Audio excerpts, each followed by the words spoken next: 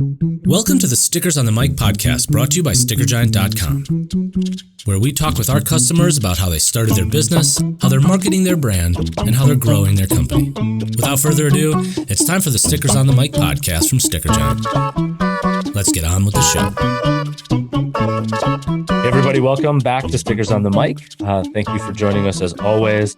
It's Andrew here with you today, and I'm very excited to be talking to Rita. Rita, welcome to the show. Thank you for having me. Yes, and Rita is from Piper and Enza, and we're going to talk a little bit about that. But Rita, for those of us who don't know all about Piper and Enza, tell us a little bit about what the brand is all about. Our tagline is we're a health and happiness company. And I'm a mom of two little kids, and this is very much a COVID kind of inspired thing. When you get, locked up with two kids under 5, you start coming up with a lot of different ideas. The mission is really just helping families with children go through their unique health and medical journeys. During this COVID thing, my biggest revelation is that there is absolutely nothing we can do. Doesn't matter what it is. We are all going to get sick. We're all going to get hurt at some point in life. And that's where the happiness comes in. Through these inevitable experiences, really only thing that we need to do, and a little reminder, is to change our perspective. So that's what I try to do with my kids, make a game out of everything. Trying to phrase or look at something from a different angle. So it is not so dreadful. So it is not so daunting. Focusing on the light instead of the tunnel.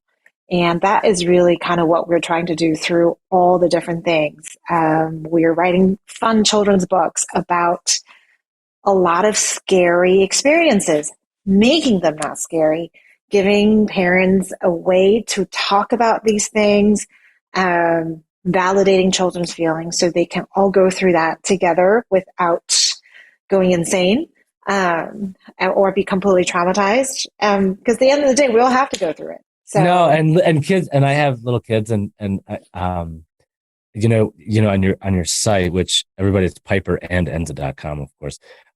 We mentioned that, but when you go to the shop, for instance, you sell things, yes. Right there on the banner is all about getting, a needle, right? And my youngest kid, actually the middle one the most right now, she'll just be like, when's our next shot? So there's this latent, low grade anxiety. And this is like a 10-year-old kid or whatever, 10-year-old girl. And so it's interesting because, and then the youngest feeds into that too. The older one is he used to run when he was young. He would try to escape, right? He's not that way anymore. He's learned, but this is a cool, talk specifically when you talk about navigating a healthcare journey or just literally living, because we go get shots if you're getting your shots, right? Your things are going to happen. So with the needle poke toolkit, talk a little bit about that as an idea and how that came to be, because that's a fun concept for a story too. Right. So that's the idea, right? We had the first book about runny noses, and the second book is about needles, noodles. That's called about needles. Okay. The title is called The Difference Between Needles and Noodles. Right. And then, we have got 5, 6 of the books planned, and they're all about something that could be potentially scary, broken bones or hospital stays or, big stuff. For the needle thing, it is actually something that is important, even just coming in from a public health standpoint of view. Right. Needle fear is real, even in grown-ups, and a lot of the times I don't like getting a shot sometimes. Nobody likes to get shot, right? Yeah. But there's people who are okay, I don't like it, but I can go through it. But then there are some people who will literally faint. Some people will actually, I think just talking about it, I don't like getting my blood drawn. Actually, right. I don't mind getting my vaccines or my flu shot, whatever. But when I have to do a lab or something, I'm I don't like this. I really don't. Right. No, but then some of us are we don't like it. Some people will deliberately delay seeing doctors. That's not and cool. getting the medical care that attention that they need. You got to go through it. Yeah. So it's really about coping. coping mechanism. And one of the things in the book we're trying to teach the children, like, there's like, we'll sprinkle this little thing, FOI, that's a coping skill. One of the famous words from the child life specialists that we work with for this book, and she is also on retainer helping us, contributing to these amazing strategies. Her famous words is crying is coping. Yeah. So if your kid wants to cry at a shop, let them cry. Like it is what it is. But then when we were growing up, this is like way back in the 80s, there's always that talk about like, oh, you were so brave, you didn't cry. Oh yeah. I didn't even think about that. Yeah. Right. That lack of tear or the fact that you held it in. That messes with you. 30 years later, that messes with you. Mm-hmm. It does. So that kind of goes into that why we did the stickers that we did. Yeah. Oh yeah. Because the stickers that we did with you, we call them the mighty medals. There was one of them that I remember. It says, "I came, I cried, I coped." That's right. And that's the messaging we want to kind of send out to the world, to the parents. Yes. You as a parent did not fail because your kid cried at a shop, because they were hurt, because it hurt. Yes. It's what humans do. It's a very normal human reaction. What is important is how you process that, how you help your child go through that experience, think about what happened, and validate it. Because, I remember when I was young, my mom, we got lots of shots. And my mom's thing, I love her to death, but she will always tell me it feels like a mosquito biting. And I'm like, it feels nothing like a mosquito sting. It ain't like that. No. No. That ain't it. Sorry, Mom, but that's not the sensation in my body. No. And now as a parent, you start to learn like, oh, you shouldn't say that to the kids, because next time when you tell them something, something doesn't hurt, they're going to look at you funny. They'll be like, wait a minute, are you telling me the truth or not? Because last time when you told me it didn't hurt, it hurt. And that is just something that, I wish there was like many more chapters that come after like what to expect when you're expecting, because I kind of ended at maybe like a 1, and then there's just so many other things after that as parents. The problems get bigger, right? Like I just went through parent teacher conferences literally yesterday, and I missed the oldest last week. So like, just because of work and stuff. And so these are these cycles and these things that you then have to like begin to stop. You have to manage your own kid, but then other people are involved too. And there's this whole negotiation of just the journey of parenting. And being a human for the kids too, right? Right. And so I love From Needles to Noodles. I think that's a fun conceit, and just as a, I love stories. Stories are the best. Those stickers, the badges, you call them mighty medals. Yeah, the mighty medals. Those are so fun. So you said it came out of like COVID though. I mean, and you have a pretty varied background in a lot of different sort of macro spaces that I'm curious how your experience in like logistics or just wholesale and all these things, like you talk a little bit about your path to Piper and Enza actually taking off. We're still trying to, we're kind of in the middle of taking off right now. The plane we haven't taken You're on the run. You know what I'm saying? Right, like it's a brand, like you have a store, like, so you're definitely like the plane is all loaded up. You're taking, right. Yeah. I worked in family business, and, my entire family were kind of entrepreneurial. And I helped, this, company in Asia kind of creating this thing here in the US. And so I'm used to kind of pulling everything together. That's kind of what I do. That's what I love to do, putting the puzzles together, from creating company, doing product development, figuring how to source it, finding the makers for it, making sure the brand is cohesive, what kind of marketing message we're sending out. That's kind of what I do. But my previous background is in furniture. That's what my dad did. And so it's completely unrelated. Anyways, COVID hit and I had babies. So we wind down that business. And then I was trying to find things to do.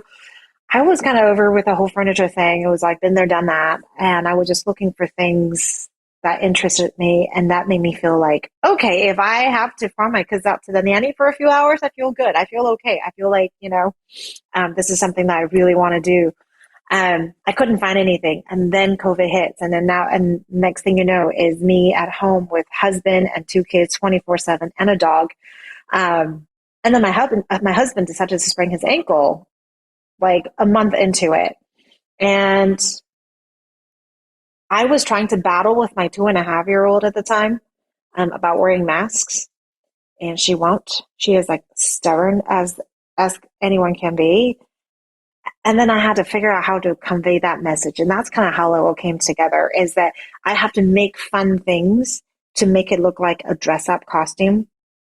And then I realized when something is cute, or if I make one for her stuffies, then she will do it. And that's kind of how it started.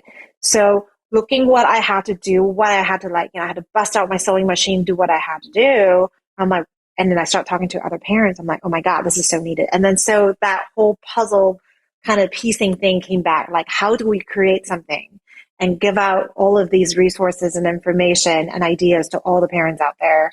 And then so, went back to what I did before, creating a company, figuring out the brand, the products, and all that stuff. So that's kind of how it all came together. I think you might be muted. Sorry, I like to sometimes just not interject. But what I was gonna say is y'all have like a big team. You know what I mean? Mm-hmm. Like so. Serendipity. This big team.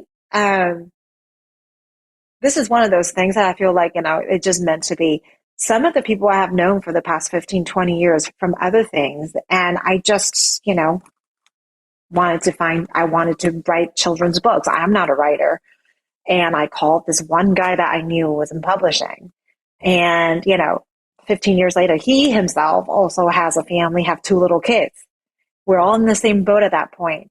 So this mission called out to all of these people, and they were like, well, we want to be part of it. And that's kind of like how it all came together. Yeah, it is kind of crazy. Well, it's just, and it's like a big team. It's also diverse. Child life specialists, nutritionists, herbalists, people in marketing, of course, in sales and creative work. But then, what that does, it leads, like you said, with the brand leading into like some of the products. You've got like soap, you've got like lotions, you've got the masks and the chains, and like you said, all those things. So you get up off the ground, like you said, we got the planes loaded up and we're ready to go.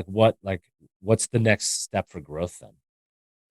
The next step for growth is really rounding out the product line. Well, how we're doing it is we're using the subject of the book that we're launching 3 to 4 times. 4 is ambitious, probably 3 times a year, to hone in our product line so everything stays cohesive. So running noses, that has the shower steamers and the rainbow fizzies. It's really about, and like the chest rub, breathe better butter, right, and a mending stick. All of those goes with the runny noses. The next one's needles and noodles. So all of the products will basically be around that experience, getting poked and all that stuff. And we just launched that like a couple of weeks ago. And the next one will be about something else. And then, at the end of the day, what we really want to be is that I want to create a company where the parents can come and find trustworthy and working resources along with products and literature for whatever health experience they're going through or about to go through, and finding that community and finding the tools that they need. So having 2 things isn't really like a collection. And my goal is to create a whole collection of, things around some, maybe some very common, maybe some not so common things that, we all have the experience growing up. Like I said, there's a broken bone one coming up, guiding children through some of the potentially optometrists. I have heard 3-year-old needing to be held down, like by 5 adults going to see an optometrist, when it doesn't need a dental visit. Is another popular one. But I think what is interesting is, like, as parents, especially when you're a new parent, nobody tells you how to prepare for those appointments. And a lot of the times when you realize I should have done something, it's already too late. Things that has already happened. So hindsight is 2020. Like, I didn't expect my kid to completely freak out at the dental visit, but she did, and I did as a first time mom, just hold her down. I mean, that's traumatic on everyone. Right. Yeah. Yeah, So no, like, that's tough. how do we change that? How do we empower parents? And that's where the child life specialist comes in. There are like this amazing group of people that I feel like we just need to funnel more money into that profession. There's only about 8,000 of them in the country certified. There's 34 million babies born every year. Right. So if you do the math, yeah, no. Like, unless you're super duper sick, you don't get to see them. And that's just unfortunate, because after talking with Katie, one of my favorite, and kind of like, following what she is doing with some of these sicker kids, all those strategies will help every parent in every pediatric clinical setting. I just wish that we had those resources, So this is my best way to kind of send it out to the world.